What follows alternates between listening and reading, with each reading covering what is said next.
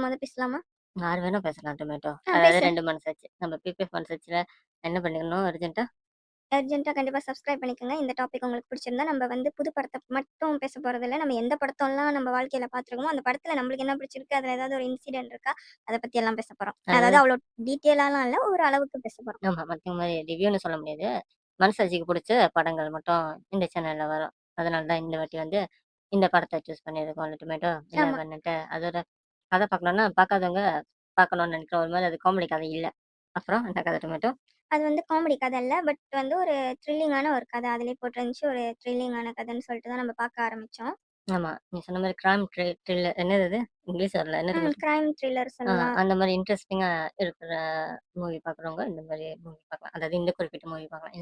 இல்ல 11 வந்து நீங்க பார்க்கலாம். ஏன்னா நான் வந்து ஆரம்பத்துல வந்து இந்த படத்த வந்து ப்ரொடியூஸ் பை பிரபு சாலமன்னு பார்க்குறப்போ, ஓகே அவர் படம் தானே நல்லா தான் இருக்கும்னு நெனச்சு நான் பார்த்தேன்.